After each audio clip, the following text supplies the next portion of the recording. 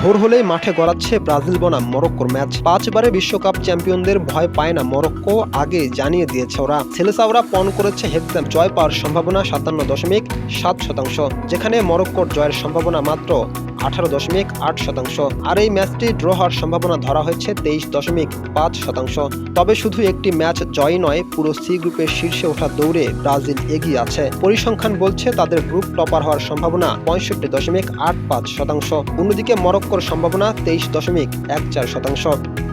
বিশ্ব ফুটবলে এবার তাদের লক্ষ্য হেক্সা মিশন সম্পূর্ণ করে ট্রফি ঘরে তোলার। অন্যদিকে মরক্কো এখন শুধু আর আন্ডারডগ নয়, সাম্প্রতিক বিশ্বকাপের সেমিফাইনাল পর্যন্ত পৌঁছে তারা নিজেদের সক্ষমতা প্রমাণ দিয়েছে। অর্গানাইজ ডিফেন্স, দ্রুত কাউন্টার অ্যাটাক এবং টিম ডিসিপ্লিন সব মিলিয়ে তারা এখন যে কোনো প্রতিপক্ষের জন্য কঠিন চ্যালেঞ্জ। তাই কাগজে কলমে ব্রাজিল এগিয়ে থাকলেও মাঠের লড়াইয়ে মরক্কো সহজ প্রতিপক্ষ নয়। বিশেষ করে তাদের রক্ষণ ভাগ ভাঙা বড় পরীক্ষা হতে পারে ব্রাজিলের আক্রমণ ভাগের জন্য। সব মিলিয়ে এই ম্যাচকে শুধু একটি গ্রুপ পর্বের লড়াই হিসেবে দেখা হচ্ছে না, বরং এটি হয়ে উঠতে পারে দুই ভিন্ন ফুটবল দর্শনের এক তীব্র, কৌশল নির্ভর এবং রোমাঞ্চকর মুখোমুখি লড়াই। রাকিব হাসান, ইত্তেফাক নিউজ।